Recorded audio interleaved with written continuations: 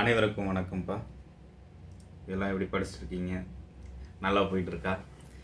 Okay. தென்னிந்திய புரட்சியில் நம்ம பார்த்தீங்கன்னா பூலித்தேவன், வேலுநாச்சியார், வீரபாண்டிய கட்டபொம்மன் பார்த்துருப்போம். நீ மருது சகோதரர் கழகம், தீரன் சின்னமலை.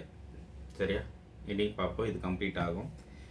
ஓகே. தென்னிந்திய புரட்சி மற்றும் மருது சகோதரருடைய கழகம் என்று அறியப்படுற 1872 1801 அந்த காலகட்டத்தில். சரியா? இவங்க இந்திய விடுதலை போராட்டத்தில் வரலாற்றில் பிரிட்டிஷ் கிழக்கிந்திய நிறுவனத்து ஆதிக்கத்திற்கு எதிராக தமிழகத்தில் உருவான தொடக்க கால எதிர்ப்புகளில் மிக முக்கியமாக பார்க்குறோம். 18ஆம் நூற்றாண்டின் இறுதியில் பாளையக்காரர்கள் ஆங்கிலேயர்கள் வரி வசூல் முறையும் அவர்கள் அரசியல் ஆதிக்கத்தை எதிராக கடுமையாக ஆயுதமேந்திய போராட்டம் நடத்தின இங்கே தான் மருது சகோதரர்கள். சரிங்களா? இந்த வரிசையில் தான் 1801 நடைபெற்ற தென்னிந்திய புரட்சி அல்லது மருது சகோதரர் கழகம் என்ற வெறும் உள்ளூர் எதிர்ப்பாக இல்லாமல் ஆங்கிலேயர்கள் இந்தியாவை விட்டு வெளியேறணும் அப்படின்னு சொல்லிட்டு மாபெரும் கூட்டமைப்பு அமைச்சிருக்காங்க. சரியா? அப்போ சிவகங்கையின் சிங்கம் என்று அழைக்கப்படுற அந்த பெரிய மருதுவும் அவரது தம்பியான சின்ன மருதுவும் வீரமும் தியாகமும் இப்புரட்சியினுடைய மிக தூண்களாக இருக்குது. அதை பற்றி நம்ம டீட்டெயிலாக பார்க்க போகிறோம். எதுக்காக காரணம், ஏன் காரணம் அப்படின்னா அது உங்களுக்கே தெரியும். சரியா? கர்நாடக நவாப் பார்த்தீங்கன்னா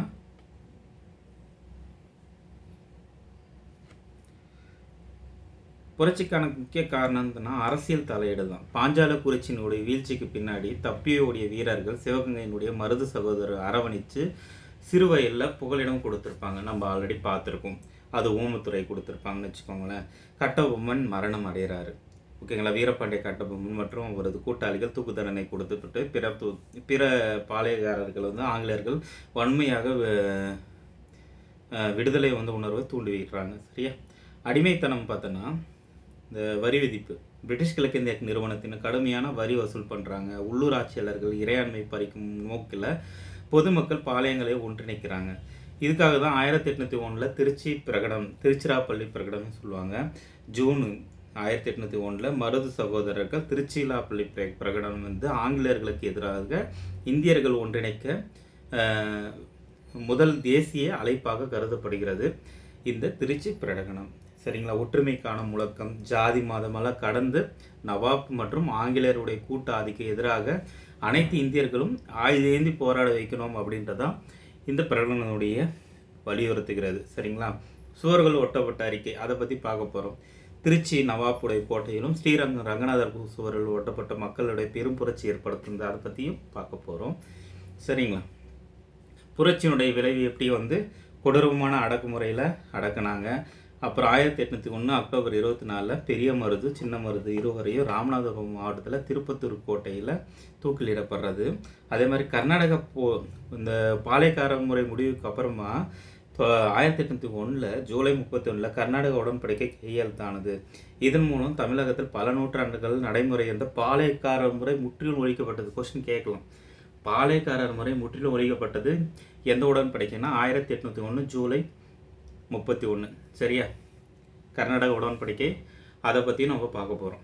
சரியா? வீடியோக்குள்ள போகலாமா?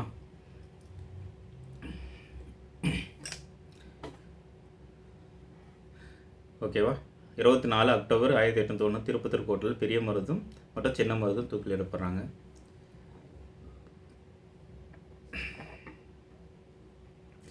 இது முக்கியத்துவம் என்னென்னா, தென்னிந்தியாவின் மிகப்பெரிய ஆங்கிலேயர் எதிர்ப்பு இயக்கமாகவும் பாளையக்காரர்களை ஒன்றிணைத்த ஒரு பெரிய கூட்டணி அப்படின்னும் தேசிய விடுதலை உணர்வை ஊட்டிய இயக்கம்னு சொல்கிறாங்க. பின்னாடி வந்த வேலூர் கிளர்ச்சி, அதுவும் பார்க்க போகிறோம். 1857 சிப்பாய் கிளர்ச்சிக்கு முன்னோடியாக இந்த தென்னிந்திய புரட்சி நம்ம பார்க்குறோம். சரியா? தென்னிந்திய புரட்சி மற்றும் மருது சகோதரருடைய வரலாற்று பின்னணின்னு பார்த்தோம்னா 1772 1801 அந்த காலகட்டத்தில் இருந்திருப்பாங்க. சரிங்களா? தென்னிந்தியாவில் ஆங்கிலேயர்களுக்கு எதிராக நடைபெற்ற மிகப்பெரிய ஆயுத புரட்சி, ஆயுத எழுச்சின்னு பார்க்கும்போது இந்த சவுத் இந்தியன் ரெபலியன் சொல்லுவாங்க. தென்னிந்திய புரட்சி தான் இது. 1799 1801 உச்சநிலையில் இருந்தது. ஆங்கிலேயர்கள் வரலாற்றில் இது செகண்ட் பாலியர் வார், இரண்டாவது பாளையக்காரர் போர்னு சொல்லிட்டு பிரிட்டிஷ் ஆவணங்களில் குறிப்பு இருக்குது. சரியா? இதில் கொஷின் கேட்டிருக்காங்க, நோட் பண்ணிக்கோங்க. தமிழகம், கேரளா, கர்நாடகா இந்த பகுதிகளை சேர்ந்து தலைவர்களை இணைத்து போராடியதால் தான் இது சவுத் இந்தியன் கான்ஃபிடென்சி அப்படின்றாங்க. சரியா? இதுவும் தெரிஞ்சுக்கணும். சரிங்களா? இந்திய விடுதலை போராட்ட வரலாற்றில் 1857க்கு முன்பே தேசிய ஒற்றுமை உருவாக்கிய ஒரு முக்கிய ஆயுத புரட்சியாக இந்த புரட்சி பார்க்கப்படுகிறது. ஓகேவா? அடுத்து பாருங்கள், பாளையக்காரர் முறை. அது ஆல்ரெடி தெரிஞ்சதான். விஸ்வநாத நாயக்கர் ஆட்சி காலத்தில் நம்ம இதில் கொண்டு வந்தது. சரிங்களா? மதுரையில் கொண்டு வந்திருப்பாங்க ஆரியநாதன் உதவியோடு. சரியா? 72 பாளையங்களாக பிரிக்கப்பட்டது. அவங்களுடைய வேலை தெரியும், டேக்ஸ் வசூல் பண்ணுறது, சட்ட ஒழுங்கு பார்க்கறது, நாட்டை பாதுகாக்கிறது, படை வைத்திருக்கலாம். சரியா? எல்லை பாதுகாப்பு. அதே மாதிரி அவங்க சிவில் கோர்ட் மாதிரி அவங்களே வந்து பார்த்தா தீர்ப்பு கொடுத்துட்டு இருந்தாங்க. குளங்கள், கால்வாய்கள் அமைச்சு அவங்களுக்கு வேளாண்மைக்கான எல்லா வசதி ஏற்படுத்தி கொடுத்து விவசாயம் மேம்படுறதுக்காக கோயிலுக்கு உதவி பண்ணியிருக்காங்க. ஓகேங்களா? இதுதான் வந்து ஸ்தல காவல், தேச காவல்னு சொல்லிட்டு 2 வேலை பார்த்துருப்பாங்க. ஸ்தல காவல்னா என்னங்கன்னா கிராமத்தை வந்து பாதுகாக்கிறதுங்க. தேச காவல்னா நாடு பாதுகாப்புன்னு போது மற்றும் வரி வசூல் பண்ணுறது. இந்த 2மே வந்து பார்த்திங்கன்னா பாளையக்காரருடைய முக்கியமான வேலையாக இருந்தது. இதை அப்படியே பார்த்து வச்சுக்கோங்க. சரிங்களா? அடுத்து உடன்படிக்கை ஒன்று வருது 1772 உடன்படிக்கை. ஆற்காடு நவாப் கடனில் சிக்கிறாரு. ஆங்கிலேயர்களை வந்து அது ஆங்கிலேயர்கிட்ட வந்து உதவி பெற்றுறாரு. அதுக்கு பதிலாக வந்து பாளையக்கார உரிமையை வந்து விட்டு கொடுத்துட்றாரு. இதனால் வந்து ஸ்தல காவலும் தேச காவல் உரிமையும் பறிப்போனது. வரி வசூல் அதிகாரம் வந்து ஆங்கிலேயர்கிட்ட போயிடுச்சு. ஓகேங்களா? பாளையக்காரர்கள் அதிருப்தி அடைகிறாங்க. அப்போது தமிழகத்தில் ஆங்கிலேயர்கள் நேரடி தலையீடு வந்து அதிகரிக்குது. சரியா? சிவகங்கை சீமை பொறுத்தவரையும் அது தெரியும். மன்னர் முத்துவடுகநாத தேவர் இருப்பாங்க, அரசி வேலுநாச்சியார். அப்போ படைத்தளபதியாக இருந்தது பெரிய மருது, சின்ன மருது. அவங்களுடைய தலைநகரது சிவகங்கை. முக்கிய கோட்டை வந்து காளையார் கோவில். இந்த ஸ்டோரி உங்களுக்கு ஆல்ரெடி தெரியும். சரியா? அதனுடைய கனெக்டிவிட்டி தான். சரிங்களா? வேலுநாச்சியார் அம்மையாருடைய கனெக்டிவிட்டி தான் இது. சரியா? அடுத்து மருது சகோதரர்கள் பொறுத்தவரையும் பெரிய மருது வந்து பார்த்தீங்கன்னா இயற்பெயர் வந்து பெரிய மருது. அவருக்கு வந்து வெள்ளை மருதுன்ற பெயர் இருக்குது. சரியா? இவர் 1748 பிறக்கிறாரு. இறந்தது வந்து சேம் அக்டோபர் 24, 1801 தூக்கிலிடப்படுவாங்க. சின்ன மருதும் அதே தான். சரியா? இவங்களுடைய சமூக பின்னணினா சேர்வைக்காரர் என்ற சமூகத்தை சேர்ந்தவங்கன்னு சொல்கிறாங்க. இவங்களுடைய சிறப்புகள்னு பார்த்தா சிறந்த போர் வீரர், வாழ்வீச்சு நிபுணர், குதிரைப்படை தலைவராகவும் நிர்வாக திறமை அதிகமாக இருந்தவங்க, மக்கள் ஆதரவு பெற்றவங்களாக இருந்திருக்காங்க. அடுத்து காளையார் கோயில் போரில் 1772 முத்துவடுகநாதர் வந்து பார்த்தீங்கன்னா இறந்துருப்பாங்க. காரணம் என்ன அப்படின்னா ஆற்காடு நவாப்பு ஆங்கிலேயர்கள் சிவகங்கையை வந்து கைப்பற்ற முயற்சி செய்கிறது. சரியா? முத்துவடுகநாதர் வீரமரணம். வேலுநாச்சியார் தப்பிச்சு விடுறாங்க. மருது சகோதரர்கள் பாதுகாப்பில் அழைத்து செல்றாங்க இந்த வேலுநாச்சியார் அம்மையாரை. சரிங்களா? திண்டுக்கல்லில் வந்து பார்த்தீங்கன்னா வேலுநாச்சியார் தஞ்சம் புகுறாங்க. உதவி செஞ்சவர் வந்து கோபால நாயக்கரும் ஹைதர் அலியும் வந்து பார்த்தீங்கன்னா விருபாட்சிபுரில் 8 வருஷத்தில் கோபால நாயக்கர் வந்து தங்கியிருப்பாங்க. ஆனால் மறுபடியும் அந்த இடத்த பிடிக்கிறதுக்கு ஹைதர் அலி உதவி பண்ணியிருப்பார். 5000 குதிரைப்படை, 5000 காலாட்படை. அதில் இருக்கிற டேட்டா தான் இதில் ரிஃப்ளெக்ட் ஆகும். இருந்தாலும் தனியாக பார்த்துக்கோங்க. சரிங்களா? ஹைதர் அலியுடைய உதவி, ஹைதர் அலி வழங்கிய படை, ஆயுதங்கள், பண உதவி, பயிற்சி, பாதுகாப்பு இதெல்லாமே வந்து கொடுத்துருப்பாங்க. யாருன்னா திண்டுக்கல் சையது அவர்கிட்ட கொடுத்துருப்பாங்க. சரியா? ஏன்னா இவங்க வந்து பார்த்தீங்கன்னா உருது மொழியில் எழுதியிருப்பாங்க. அதுக்காக திண்டுக்கல் சையது கிட்ட கொடுத்துருப்பாங்க.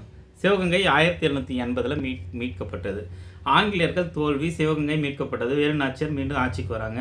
வெள்ளச்சி நாச்சியார் பின்னாடி அரசியாக அறிவிக்கப்படுறாங்க. மருது சகோதரர்கள் நிர்வாகத்தை கவனிச்சிட்டு இருக்காங்க.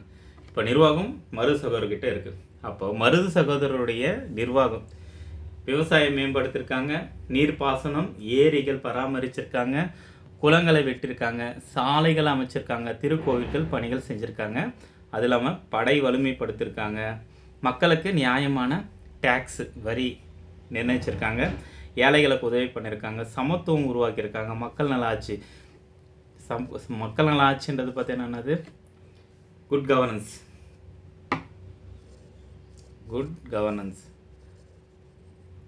ஏற்படுத்தியிருக்காரு. சரியா? அப்போது நீங்கள் என்ன தெரிஞ்சுக்கணும், தென்னிந்திய புரட்சி இனிமேல் தான் ஸ்டார்ட்டே ஆகுது. அதனுடைய பின்பேக் வந்து எங்கேருந்து வருது அப்படின்னா, அந்த 1772 கர்நாடிக் உடன்படிக்கை போடுறாங்க. கர்நாடக உடன்படிக்கைப்படி வந்து காசு செலுத்த மட்டும் சொல்லிட்டு காளையார்பட்டியில் வந்து பார்த்தீங்கன்னா முத்துவடுகநாதர் வந்து பார்த்தீங்கன்னா கொலை செய்யப்படுறாங்க. அங்கேருந்து வந்து ஸ்டார்ட் ஆகுது. மீண்டும் சிவகங்கை மீட்கப்படுகிறது. இவங்க தான் நிர்வாகத்தை பார்த்துக்கிறாங்க. சரியா? அப்போ சிவகங்கை அரசியாக பார்க்கிற வேலு நாச்சியார், சிவகங்கை மன்னர் யாருன்னா முத்துவடுகநாதர். இது 2வது பாளையக்கார போர்னு சொல்லிட்டு தென்னிந்திய புரட்சி வந்து பிரிட்டிஷ் ஆவணங்களில் இருக்குது. அது டிஎன்பிசியில் கேட்ட கொஸ்டின் நோட் பண்ணிக்கோங்க. சரிங்களா? அதே மாதிரி இந்த மருது சகோதரர் வந்து இந்த 2ஆம் பாளையக்காரர் போர்னு சொன்னல, இது வந்து இந்த குறிப்பு நோட் பண்ணி வச்சுக்கோங்க. 2 முறை கேட்டிருக்காங்க. சரிங்களா? இந்த 1799 வீரபாண்டிய கட்டபொம்மன் தூக்கு பிறகு ஆங்கிலேயர்கள் எதிர்ப்பு வந்து அடங்கவில்லை. அவரது தம்பி ஊமத்துரை வந்து போராட்டத்தை தொடர்றாரு. சரியா? அப்போது 1800லேருந்து 1801 காலகட்டத்தில் தென்னிந்தியா முழுவதும் கிளர்ச்சி ஏற்படுகிறது. சரியா? இதுதான் வந்து 2ஆம் பாளையக்கார் வார்னு சொல்லுவாங்க.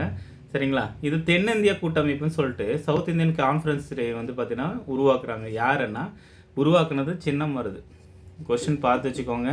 தென்னிந்திய கூட்டமைப்புன்றது உருவாக்குனது சின்னமருது. இதனுடைய நோக்கம் என்னென்னா, ஆங்கிலேயரை இந்தியாவை விட்டு விரட்டுதல், அனைத்து பாளையக்காரர்களை ஒன்றிணைக்கிறது, இந்தியர்கள் ஒற்றுமையை உருவாக்குதல், அந்நிய ஆட்சியை முடிவுக்கு கொண்டு வருதல் தான் இதனுடைய முக்கியம். சரியா? அடுத்து இந்த கூட்டமைப்பில் இணைந்தவர்களும் கொஸ்டின் கேட்டிருக்காங்க.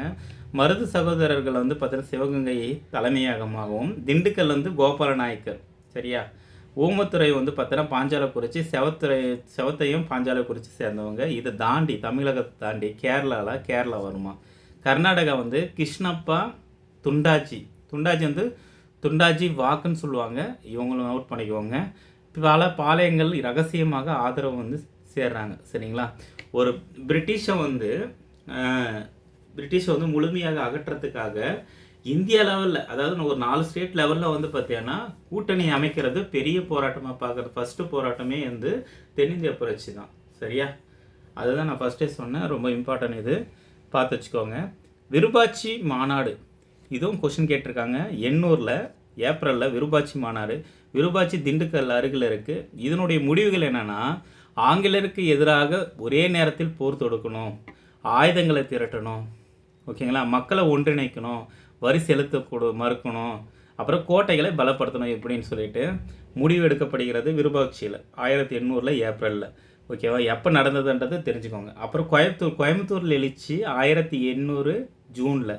இந்த கூட்டமைப்பின்படி ஒருங்கிணைந்த கிளர்ச்சி கோயம்புத்தூர், ஈரோடு, மதுரை, ராமநாதபுரம், திண்டுக்கல், சிவகங்கை, இதெல்லாம் வந்து பார்த்தீங்கன்னா ஒருங்கிணைந்து கிளர்ச்சியில் ஈடுபடுறாங்க. இது தெரிஞ்சுக்கணும். ஓகேவா? ஊமத்துரை தப்பிக்கிறார் 1801 பிப்ரவரியில். ஊமத்துரையும் செவத்தையும் இருவரும் பாளையங்கோட்டை சிறையிலிருந்து தப்பிக்கிறாங்க. பாதுகாத்தது யாருன்னா சின்னமருது. அப்போது அவருடைய தலைமையிடம் எது? சிறுவயலில் கூப்பிட்டு போயிட்டு அவங்கள பாதுகாக்கிறாரு.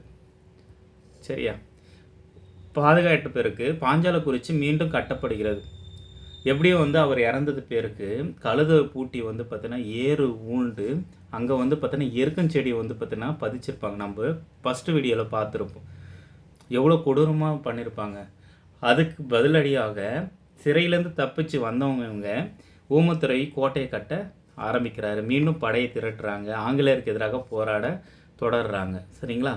அடுத்து மெக்கலே எச்சரிக்கை. பிரிட்டிஷ் அதிகாரி கர்னல் மெக்கலே ஊமத்துறையும் ஒப்படி, செவத்தையும் ஒப்படின்னு சொல்லிட்டு கோரிக்கை வந்து மருது சகோதரர்கள் கிட்ட கொடுக்குறாரு. ஆனால் அதை மறுக்கிறாங்க. சரியா? ஏன் இந்த மாதிரி கொண்டு வந்திருக்கேன் அப்படின்னா, நீங்கள் வந்து ஈஸியாக வந்து பார்த்தீங்கன்னா நான் ஞாபகம் வச்சுக்கிறதுக்காக தான் இந்த மாதிரி ஈஸியாக வந்து கொண்டு வந்திருக்கேன். நீங்கள் ஃப்ளோ சார்ட்டாக கூட இது யூஸ் பண்ணிக்கோங்க, படிச்சுக்கோங்க. ஓகேங்களா?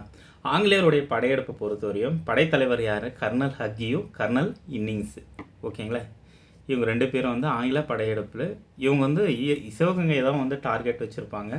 சிறுவயல் இதனுடைய முக்கியத்துவம் என்ன? சின்னமருதுனுடைய தலைமையாகவும் புரட்சியாளர்கள் இராணுவ மையமாகவும் திட்டங்கள் வந்து இந்த இடத்துல வகுக்கும் இடமாக இருந்தது. அப்போ பிளான் போகிறது எல்லாமே இந்த சிறுவயலில் தான் போட்டிருக்காங்க. இது ரொம்ப இம்பார்ட்டன்ட், கொஸ்டின் கேட்கலாம். சரியா? அதே மாதிரி காளையார் கோயில் பொறுத்தவரையும் இயற்கை அரண் அதிகமாகவும் அடர்ந்த காடாகவும் ஆயுத கிடங்கும் புரட்சியாளர்களுடைய பாதுகாப்பு மையமாக இருந்தது. புரியுதா? இது இந்த இடத்துல வந்து பார்த்தீங்கன்னா ஒரு அரண் மாதிரி காடு மாதிரி இருக்கிறதால இங்கே வந்து ஈஸியாக வந்து பார்த்தீங்கன்னா மறைந்திருந்து தாக்குதல் இதெல்லாம் நடத்தலாம். அதனால சேஃப் கார்டாக இருந்ததால் தான் காளையார் கோயில் வந்து செலக்ட் பண்ணியிருப்பாங்க. அதுதான் புரட்சியாளர்களுடைய பாதுகாப்பு மையமாக இருந்திருக்கு. திருச்சிராப்பள்ளி பேரறிக்கை பொறுத்தவரையும் ஜூன் 1801. சரியா? இது வெளியிட்டவர் யார்? மருது சகோதரர்கள். வெளியிட்ட ஆண்டு 1801 ஜூன். இதனுடைய மற்றொரு பேர் இதாங்க கொஷின், ஜம்பு தீபா பேரறிக்கைன்னு சொல்லுவாங்க. இது திருச்சிராப்பள்ளி பேரறிக்கையுடைய இன்னொரு பேர் ஜம்பு தீப பேரறிக்கை. இதோட கேட்கல, பார்த்து வச்சுக்கோங்க, எக்ஸாம் பாயிண்ட் கேட்பாங்க. இந்தியாவின் முதல் விடுதலை பிரகடனம் என்று பல வரலாற்று ஆசிரியர்கள் குறிப்பிட்டது தான் இந்த ஜம்பு தீப பேரறிக்கைன்னு சொல்லுவாங்க. இது எங்கெல்லாம் ஒட்டப்பட்டதுன்னா திருச்சி நவாப் கோட்டை, ஸ்ரீரங்க ரங்கநாதர் கோயில். இந்த கொஷின் கேட்டிருக்காங்க, இந்த கொஷினை கேட்டிருக்காங்க. இதுவும் டிஎன்பிஎஸ்சி ரிப்பீட்டடு. சரியா? அடுத்து பாருங்கள், பேரறிக்கையுடைய நோக்கம் என்ன? இந்தியர்கள் அனைவரும் ஒன்று சேரணும், ஜாதியெல்லாம் பார்க்கக்கூடாது, மதத்தை பார்க்கக்கூடாது. சரிங்களா? ஆங்கிலேயர்களுக்கு உதவக்கூடாது, நாட்டின் சுதந்திரத்துக்காக தான் போராடணும், துரோகிகளை ஆதரிக்காதீங்க, அந்நிய ஆட்சியை அகற்ற வேண்டும் அப்படின்றது நோக்கமாக இருந்தது. இதனுடைய முக்கியத்துவம் என்னென்னா ஒற்றுமை வலியுறுத்தியது, தேச உணர்வை வலியுறுத்தியது, மக்களை ஆயுதம் ஏந்தி போராட வரவழைத்தது. சரியா? இந்திய விடுதலை வரலாற்றிலும் ஒரு முக்கிய ஆவணமாக இந்த ஜூன் பிரகடனம் இருக்குது. சரியா? திருச்சிராப்பள்ளி பிரகடனம் இது முக்கியம். தமிழில் வெளியான தேசிய அரசியல் அறிக்கையில் முதன்மை ஒன்றாக இது இருக்குது. இது இம்பார்ட்டன்ங்க. சரியா? அப்போ தமிழில் வெளியான தேசிய அரசியல் அறிக்கையில் முதன்மையாக இது இருக்குது. அடுத்து அறிக்கையினுடைய விளைவு என்னென்னா சுமார் 20,000 வீரர்கள் ஒன்று திரட்டப்படுறாங்க, பல பாளையங்கள் இணையுது, ஆங்கிலேயர்களே அச்சமடைகிறாங்க, தென்னிந்தியாவில் புரட்சி அதிகமாகுது. சரியா? இதுதான் இந்த பேரறிக்கையினுடைய விளைவாக பார்க்கப்படுகிறது.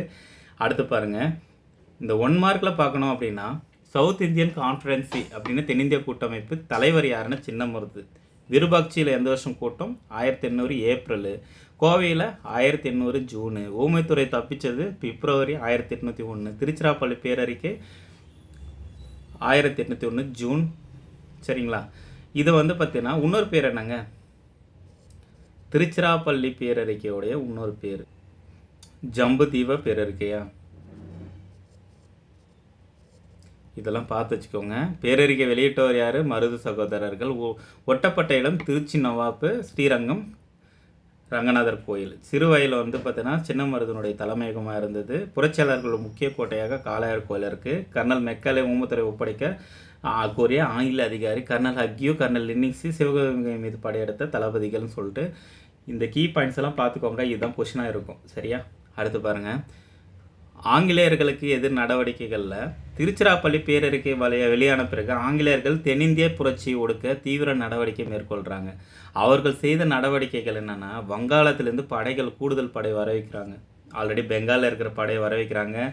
இலங்கையில் சிலோனில் அங்கேருந்து படைகள் வர வைக்கிறாங்க. அதே மாதிரி மலேயான்றது பார்த்திங்கன்னா மலேசியா, அங்கேருந்து படைகள் வரவேற்கிறாங்க. அது இல்லாமல் பீரங்கி, நவீன துப்பாக்கிகளெல்லாம் கொண்டு வராங்க. உளவாளிகளும் நியமிக்கப்படுறாங்க. புரட்சியாளர்கள் நடமாட்டம் கண்காணிக்கப்படுகிறது. இதெல்லாம் ஆங்கிலேயர்கள் செய்த நடவடிக்கை. இவங்க டிவைட் அண்ட் ரூல்னு ஒரு இருக்குல்ல, பிரித்தாளும் கொள்கை, அதுதானே ஆரம்பத்துலேருந்து செஞ்சுட்டு இருப்பாங்க. இங்கே அவங்க ரொம்ப நிறைய ப்ளே பண்ணுவாங்க. என்னென்னா ஆங்கிலேயர்கள் இந்திய புரட்சியாளர்கள் ஒன்றுக்கொன்று எதிராக நிறுத்துகிறாங்க. என்னென்னா ஆங்கிலேயருக்கு ஆதரவு அளித்தவங்க யார்? புதுக்கோட்டை தொண்டைமான், தஞ்சாவூர் மன்னர் சரபோஜி, அப்புறம் எட்டயபுரம் பாளையக்காரர்கள், பல சிற்றரசர்கள். இங்கே சரபோஜி எவ்வளோ நல்ல எஜுகேஷன் கொடுத்தவர், இவங்களுக்கு அகென்ஸ்டாக இருக்கார். சரியா? அப்போ இதனுடைய விளைவுகள் என்னென்னா பாளையக்காரர்களுடைய ஒற்றுமை சிதையுது, தகவல்கள் பார்த்திங்கன்னா ஆங்கிலேயர்களுக்கு கசியுது, புரட்சிப்படை வலிமை குறைகிறது. சரியா? அப்போது டிவைட் அண்ட் ரூல்ன்றது ஒன்று பேஸ் பண்ணி தான் இவங்க காய் நகர்த்துறாங்க. இது தெரிஞ்சுக்கணும். ஓகேவா? அடுத்து மாங்குடி போருன்ட்டு. ஓகேங்களா? மாங்குடி தஞ்சாவூர் பகுதிங்க. 1801 மே மாதம் சின்ன மருதுவனுடைய மகன் யாருன்னா செவத்த தம்பி. சரிங்களா? சிவகங்கை வீரர், ராமநாதபுர வீரர். சரிங்களா?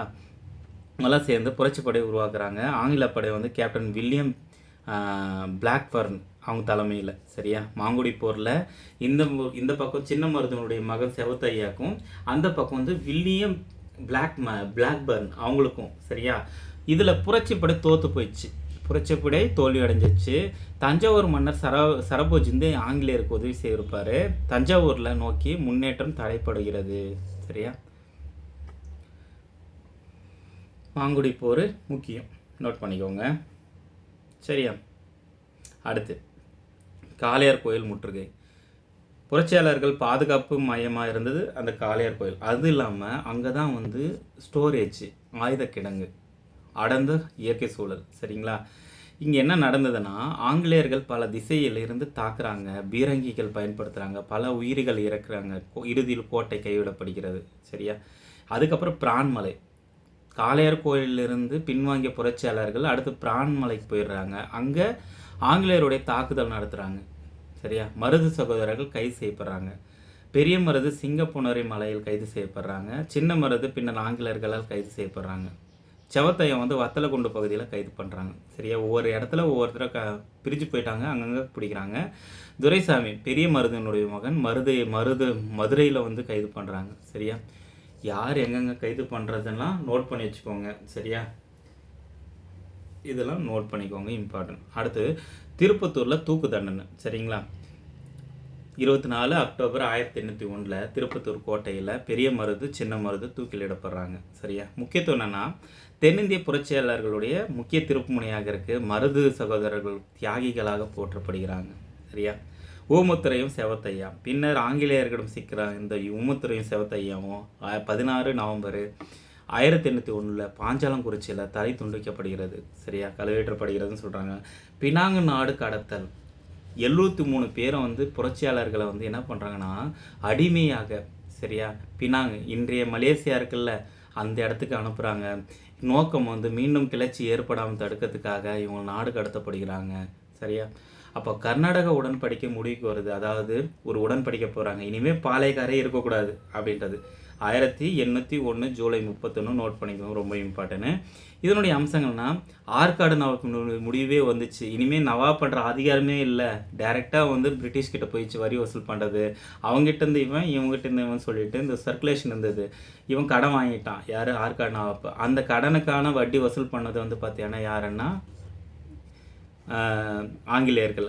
அதுக்கு வந்து வரி வசூல் பண்ணுற அதிகாரம் இவங்க கிட்ட போச்சு. இப்போ என்னென்னா இது துண்டிச்சிட்டான். சரிங்களா? ஆற்காடு நவாப்புடைய அதிகாரம் முடிவுக்கு வந்தது.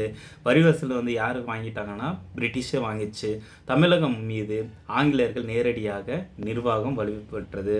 பாளையக்காரர் முறை ஒழிக்கப்படுகிறது. சரிங்களா? பல கோட்டைகள் வந்து இடிக்கப்படுகிறது. பாளையக்காரருடைய படைகள் கலைக்கப்பட்டது. மருது சகோதரருடைய தோல்விக்கு என்ன காரணம் அப்படின்னா, அதுதான் ஆங்கிலேயர்கள் நவீன ஆயுதங்கள் பயன்படுத்துகிறாங்க, இவங்ககிட்ட அந்த மாதிரி இல்லை. பீரங்கி வலிமையாக இருந்தது. உளவாளிகள், துரோகிகள், இந்த புதுக்கோட்டை தொண்டைமானும் சரி, தஞ்சாவூர் சரபோஜி, எட்டயபுரம் ஆதரவு, அது இல்லாமல் ஒற்றுமையின்மை, நிதி பற்றாக்குறை, நீண்டகால போர்களால் ஏற்பட்ட சோர்வுகளாக இதனால தான் வந்து தோல்விக்கு காரணம் அப்படின்னு சொல்கிறாங்க. சரியா? மருது சகோதரருடைய வரலாற்று முக்கியத்துவம்னா இந்திய விடுதலை போராட்டத்தின் முன்னோடிகளாக பார்க்கிறோம்.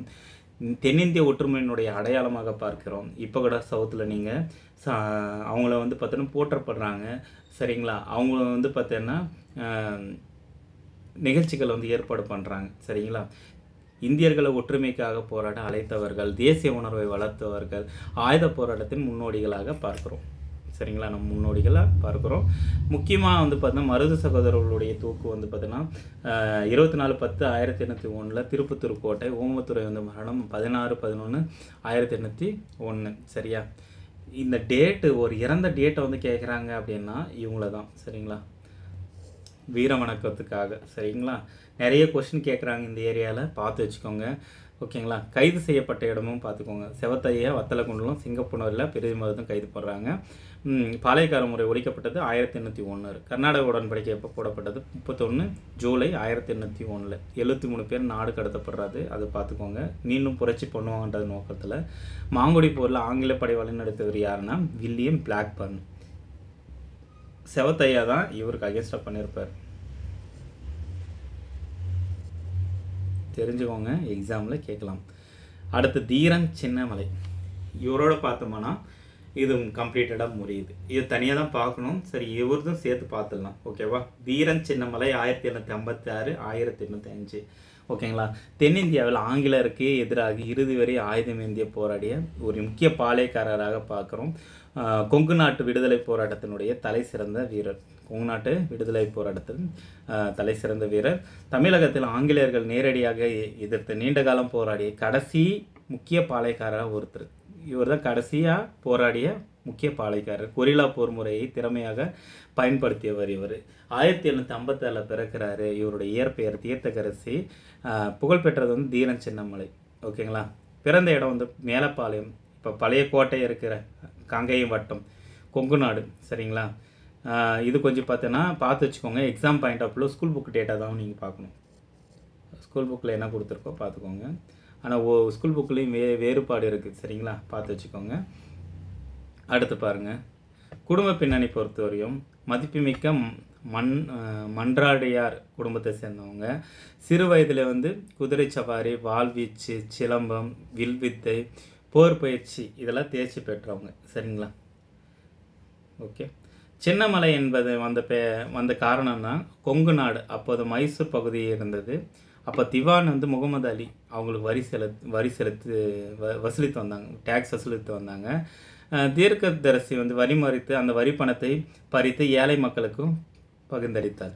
திவானிடம் சிவமலைக்கும் சென்னிமலைக்கு இடையே இந்த சின்னமலை இதை செய்தான் என்று போய் சொல்லுன்னு சொல்லிட்டு வரலாற்று சொல்கிறாங்க. அதனால தான் தீரன் சின்னமலைன்னு சொல்கிறாங்க. சரியா, ஸ்டோரி எப்படி வருதுன்னு பாருங்கள். ஓகேவா. கொங்கு நாட்டு மன்னர் யார்? மைசூரில் முகமது அலி. அவர் தான் வரி வசூல், அவனுடைய திவான் தான் முகமது அலி வரி வசூல் பண்ணிட்டு போகிறாங்க மைசூருக்கு. அதை வந்து பிடுங்கி அங்கே இருக்கிற மக்களுக்கு செலவு பண்ணுறாங்க. சரிங்களா. அதை வந்து திவானுக்கிட்ட என்ன சொல்கிறாங்கன்னா, சிவமலைக்கு சென்னிமலைக்கு இடையே இந்த சின்னமலை தான் இதை செய்தான்னு சொல்லிட்டு சொல்லு அப்படின்னு சொல்லிட்டு அவருடைய திறமை சொல்கிறதெல்லாம் தீரன் சின்னமலைன்னு சொல்லிட்டு பேர் வருது. திப்பு சுல்தானுடைய தொடர்பு. திப்பு சுல்தான் ஆங்கிலேயருக்கு எதிராக போராடும் போது தீரன் சின்னமலை அவருக்கு ஆதரவளிக்கிறாரு. கொங்கு நாட்டிலிருந்து வீரர்களை வந்து திரட்டி மைசூருக்கு படைகளை இணைக்கிறாரு. ஆங்கிலேயர்களுக்கு பல நடவடிக்கைகளை பங்கேற்றார். அப்போ திப்பு சுல்தானுடைய அவருடைய தொடர்பு எப்படி இருக்குன்றது பார்த்துக்கோங்க. தீரன் சின்னமலை யாருடன் இணைந்து போரிட்டாங்கன்னா திப்பு சுல்தான். இதான் தெரிஞ்சுக்கணும். அடுத்து பாருங்கள், நொய்யல் போர். நொய்யல் போருக்கு காரணம் என்னென்னா, திவான் முகமது அலியினுடைய தோல்விக்கு பழிவாங்கும் முயற்சி தான் இந்த காரணம். சரிங்களா. இதனுடைய விளைவென்னா தீரன் சின்னமலை வெற்றி பெறார். கொங்கு நாட்டில் அவரது செல்வாக்கு அதிகரிக்குது. நொய்யல் போரில் வெற்றி. அப்போ திப்பு சுல்தானுடைய இறப்பு 1799 ஸ்ரீரங்கப்பட்டணத்தில் போரில் வந்து பார்த்தோன்னா திப்பு இறந்துட்டார். திப்பு பின்னர் தீரன் சின்னமலை கொங்கு நாட்டுக்கு வந்து திரும்புகிறாரு. சரிங்களா. ஓடா நிலை என்ற ஒரு கோட்டை ஏற்கிறாங்க. ஆங்கிலேயரை எதிர்த்து போராட ஓடா நிலை என்ற கோட்டை கட்டுறாரு. வீரர்களுக்கு பயிற்சி கொடுக்குறாரு. ஆயுதங்களை சேமித்து வைக்கிறாரு. நிரந்தர படை ஒன்று பர்மனண்ட்டாக ஒன்று உருவாக்குறாரு. சரியா. கொரில்லா போர் முறை. இவர் பயன்படுத்துகிற உக்திகள் எல்லாம் எப்படி இருந்ததுன்னா, காடுகளை மறைந்து இருக்கிறது, திடீர் தாக்குதல், எப்படி சிவாஜி பண்ணுறது அதே மாதிரி, இரவு தாக்குதல், மலைப்பகுதிகளை பயன்படுத்துறது, எதிரிகளை உணவுப் பொருட்கள் விநியோகத்தை தடுக்கிறது, அப்புறம் சிறிய குழுக்களாக செயல்படுவது. இதெல்லாம் வந்து கொரில்லா போர். கொரில்லா போர் முறை தமிழக தலைவராக பயன்படுத்திய தமிழக தலைவர்னா இந்த தீரன் சின்னமலை. கொஸ்டின் கேட்கலாம். கொரில்லா போர் முறை அவ்வளோ சிறப்பாக வந்து பார்த்திங்கன்னா பயன்படுத்தியிருப்பாங்க கொரில்லா. சரிங்களா. அடுத்து வந்து இவங்களுடைய முக்கிய போர்கள், இந்த 3 போர்களும் முக்கியமான போர்கள்ப்பா. ஸ்கூல் புக்கில் இருக்காது, ஆனால் நோட் பண்ணிக்கோங்க. சரியா. காவிரி போர்ன்றது 1801 ஆங்கிலேயருக்கு எதிராக வெற்றி பெற்றிருப்பார். ஓடாநிலை போர் 1802 ஆங்கிலேயருக்கு எதிராக தோல்வி அடைஞ்சிருப்பார். அரச்சலூர் போர் 1804 தீரன் சின்னமலை மீண்டும் வெற்றி பெற்றிருப்பார் ஆங்கிலேயர்கிட்ட. இது தெரிஞ்சுக்கணும். இது முக்கிய 3 போர்கள். சரியா. அடுத்து பாருங்கள், கைது. சமையல்காரன் நல்லப்பன் வந்து துரோகத்தால் வந்து பிடிபடுறாங்க என்று பரவலாக கூறப்படுற அதுலேயும் அவரது சகோதரர் கைது செய்யப்படுறாங்க. பின்னர் வந்து சங்ககிரி கோட்டையில் சிறை வைக்கிறாங்க. நல்லப்பன் பற்றிய தகவல்கள் நூல்களில் இடம்பெறுகிறது. ஆனால் அதிகாரப்பூர்வமான நூல்களில் எதுலையுமே இல்லைங்க. நோட் பண்ணிக்கோங்க. அதை ஆப்ஷனில் கொடுக்கவே மாட்டாங்க. சும்மா தெரிஞ்சுக்கலாம் நீங்கள். சரிங்களா. தூக்கு தண்டனை பொறுத்தவரையும் 31 ஜூலை 1805 சரியா, சங்ககிரி கோட்டையில். சரியா. ஆங்கில ஆட்சி ஏற்க மறுத்ததால் தூக்கிலிடப்படுறாங்க. இது ஸ்கூல் புக் டேட்டா. ஓகே. தீரன் சின்னமலையுடைய சிறப்பு. கொங்கு நாட்டின் மாவீரர், சிறந்த இராணுவ தலைவர், கொரில்லா போரினுடைய நிபுணர். இதை கேட்கலாம். மக்கள் ஆதரவை பெற்ற தலைவர், இறுதி வரை சரணடைய மறுத்தவர். ஓகேவா. இறுதி வரை சரணடைய மறுத்தவர். சரிங்களா. தோல்விக்கான காரணம் துரோகம், நவீன ஆயுத குறைபாடு, ஆங்கிலேயர்களுடைய பெரிய படை பீரங்கி தாக்குதல் தொடர்ச்சியான போர்களால் ஏற்பட்ட இழப்புக்கு தான் காரணம். சரி, இவருடைய பெயர் தீர்க்கதரிசி, புகழ்பெற்ற பேர் தீரன் சின்னமலை. 1856, இறப்பு 31/7/1805. உதவிய மன்னர் வந்து திப்பு சுல்தான். கோட்டை வந்து ஓடாநிலை. தூக்கிலிடப்பட்ட இடம் வந்து சங்ககிரி கோட்டை. முக்கிய போர்கள் நொய்யல், காவிரி, ஓடாநிலை, அரச்சநல்லூர். இதெல்லாம் பார்த்து வச்சுக்கோங்க. முக்கியமானது கொரில்லா போர் முறை பயன்படுத்துகிற தமிழகத்தில் ஆங்கிலேயரை எதிர்த்த முக்கிய பாளையர்களில் தீரன் சின்னமலை. ஓகேவா? இதை தாண்டி தேர்வுலேருந்து இந்த கொஷின் பார்ப்பாங்க. அக்டோபர் 16 இறந்த நாள், இடம். சரிங்களா? வீரபாண்டிய கட்டபொம்மன் வந்து பாஞ்சாலக்குறிச்சியில் இறந்திருப்பார். ஓகேங்களா? 1899. மருது சகோதரர் திருப்பத்தூரில் 24/10/1801. ஊமத்துறை பாஞ்சாலக்குறிச்சியில் 16/11/1801. சரியா? தீரன் சின்னமலை சங்ககிரியில் 31/7/1805. இது இல்லாமல் வேறு என்ன பார்க்கணும்? ஊமத்துறை செவத்தையா பார்க்கணும். சரியா? இப்போது இவர் நாகலாபுரத்தில் தூக்கு சிவசுப்பிரமணியம்